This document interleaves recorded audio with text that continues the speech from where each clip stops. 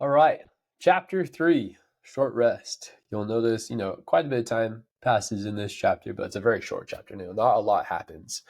They get to the elves essentially and spend some time in Rivendell, and they learn about Thorin's map, or Thorin's grandfather's map, which will help them get into the mountain. They have a more concrete goal as to how they're going to at least enter the mountain. They don't have a plan for Smog yet. But we learn a little bit about the elves. We learn a little bit more about some more magical things with this world. But because this is a short chapter, I'm going to talk about some of Tolkien's philosophy when it comes to fairy stories as well. But before we get to there, just thinking about elves and their song. They sing a couple songs throughout the book, several songs actually. As Bilbo and the dwarves and Gandalf are coming into the valley, they sing this kind of silly song. I think we can learn about the elves that they're very into nature. They talk a lot about the valley and the river and stuff like that, which is very on brand for elves, being very into nature. The dwarves think they're foolish because of their song, which is a very foolish thing to think. And why might that be so? Something to realize about the elves, if you don't already know, is that they are essentially immortal. They can be killed, but if they're not killed, they will live forever. And even if they're killed, there's some metaphysical things that don't really come into this book. But they're all of them probably, even the ones singing the song, have probably been around for thousands of years. There might be some younger elves, but because they don't, reproduce naturally. But most of them are probably very old and have seen a lot of dark stuff. If you ever read the Silmarillion, you'll see just how dark times have gotten for these elves, especially if they've been around for thousands of years. They've seen some bad stuff. But they choose to be happy. And is that foolish? I don't think so. I think, even for, say soldiers who go through war and see awful things, they can come home and get the help that they need and learn to be happy and enjoy life. And I think that is admirable. And I think that's exactly what these elves have done. They may seem a little bit silly, but they're just having fun, right? And that's absolutely not a bad thing. Thinking about the moon runes that we see at the end of this chapter. So they have this map from Thorin's grandfather that Gandalf was able to get to him from his father, from Thorin's father. And it has these moon runes. And it just so happens that the same moon is up that was up on the same day that the runes are written. And there's not a big chance for that. There's a lot of days when this would not have worked. So they just so happened to show Elrond, who's a very cool guy, but doesn't really get a lot of screen time in this book. Just so happened that they show him the map at the exact right night for him to be able to read these moon runes. And Elrond is able to read the moon runes. It's an ancient Dwarvish. Not many people speak it or read it. So a lot of luck still in play there. And they learn about the side entrance into the mountain and all that good stuff. He also tells them about their swords, which are of ancient Elvish make. So not only was it lucky that they found swords, but they found really cool swords. That just so happens somehow plunderers plundering other plunderers ended up in the troll's lair. So all these little pieces of luck just coming in to really help out the party. That's pretty much chapter 3. So Tolkien's philosophy on fairy stories. Fairy stories, think of fairy tales, think of a lot of fantasy, fiction. Tolkien is a little bit restrictive on what he counts as a fairy story. I might extend that a little bit further than he does. For him, fairy stories are stories that have to take place in a fantastical world, essentially. And I think a lot of what he talks about could take place in non-fantastical worlds and still have the same effect. But we'll get to there. So what is a fairy story? Fairy story in Tolkien's view is a magical narrative that invites readers into secondary worlds. So secondary worlds, Tolkien thought of our world as the primary world. And any world that was created by imagination would be a secondary world. Secondary worlds meticulously crafted by authors. These worlds are filled with enchantment and wonder, and where the extraordinary becomes reality. So I just talked about that. Tolkien believed that fairy stories are more than just tales and magic. They are profound expressions of the human spirit's need for recovery, escape, consolation. Remember those words: recovery, escape, consolation. He has this really cool quote I like. Children are meant to grow up and not to become Peter Pans, not to lose innocence and wonder, but to proceed on the appointed journey. So I love this idea of Tolkien's that, even as we grow up, even as we become adults, we're not meant to lose that innocence and wonder, but we are meant to become whole persons, I guess you could say. Children are meant to grow up and not to become Peter Pans. Peter Pan, you know the story. Boy who never grows up, right?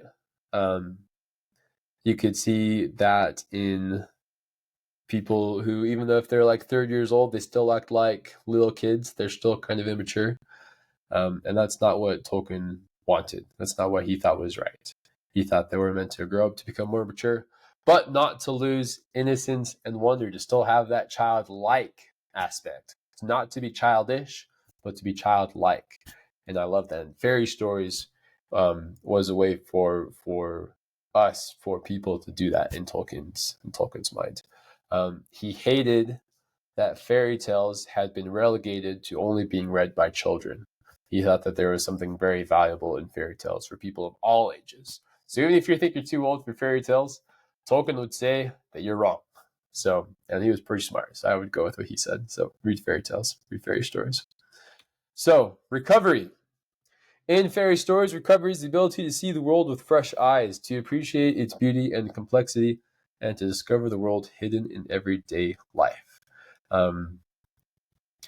We should look at green again and be startled anew, but not blinded by blue and yellow and red. We should meet the centaur and the dragon, and then perhaps suddenly behold, like the ancient shepherds, sheep and dogs and horses and wolves. This recovery of fairy stories help us to make. Something that I like to talk about when I'm talking about recovery is, if you've ever had this experience where you go to a movie theater and you see this really good movie, you go in, maybe it's late afternoon, the sun's still in the sky, come out, it's night, and you feel like you've been refreshed. You're seeing that world with fresh eyes. You feel like you should go and run a marathon or go on an adventure or write a book, and you're inspired. That's that power of recovery that Tolkien is talking about, seeing the world with new eyes. I live in Idaho. I can look out my window and see mountains every day, and sometimes it becomes a little bit, maybe I don't appreciate it as much.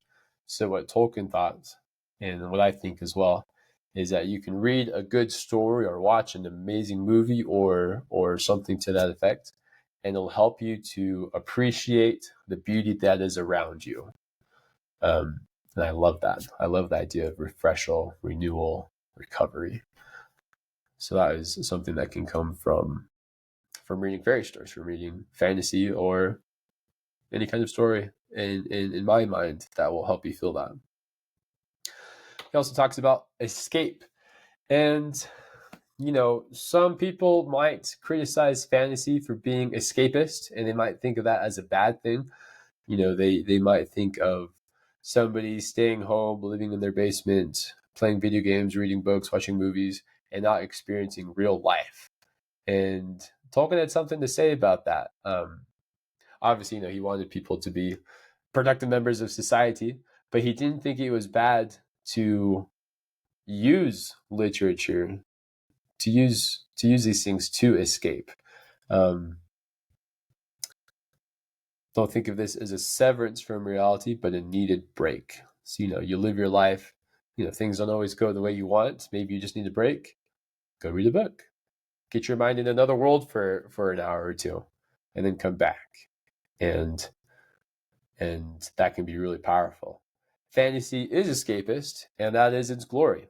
If a soldier is imprisoned by the enemy, don't we consider it his duty to escape? So he didn't appreciate how people would criticize fantasy for being escapist, and he kind of turned that on its head, because sometimes you just need a break, and you can have that break and go back, have that power of recovery, have a break, and be stronger for it, and be able to do more because you had a break. It's not good to work yourself to death. Sometimes you got to play a little bit, right? So that was kind of his thoughts on that. Consolation of fairy stories. In the face of challenges and sorrows, fairy stories provide consolation by offering hope, joy, and the belief that goodness can triumph over evil. So most stories, they tend to have a happy ending, right? And I think if we kind of digest that thought as we read and as we watch movies and listen to podcasts or whatever, if they all kind of have this theme of things turning out all right, that can help us to be more hopeful. And I think generally in life, things do work out. I tend to be fairly optimistic. Some people are not. But I think there's this idea in fairy stories that things do work out, and that can help us act like they are, and maybe manifest that, however you want to say it, help that come into reality. G.K. Chesterton, an author that Tolkien really liked, said, "Fairy tales do not tell children that dragons exist. Children already know that dragons exist. Fairy tales tell children that dragons can be killed." So fairy stories, fairy tales, as you're growing up, can help you to realize that you are strong and that you can accomplish great things, right? You read Jack and the Beanstalk. Jack is just this kid, one of the widow's sons that Bilbo was mentioning earlier, that Gandalf told stories about. But even though he's just a regular kid, he's able to do some pretty cool stuff. And maybe that could be you. Maybe that could be me. Fairy tales help us know that things can turn out all right. So that was something that really important that Tolkien thought about. He also had this idea of a eucatastrophe, which we'll talk about several times as we go throughout the book. It's a word that he made up himself. He did that quite often. He, being a master linguist, was able to do that very effectively.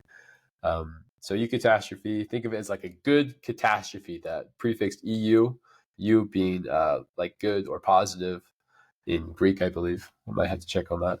But it's a sudden twist in story, bringing profound joy and resolution to a dire situation. Common in fairy tales, it symbolizes miraculous redemption and ultimate victory. So you'll have these dark moments where things, are not going very well, seemingly, and then something will happen, something unexpected will happen to turn it on its head, right?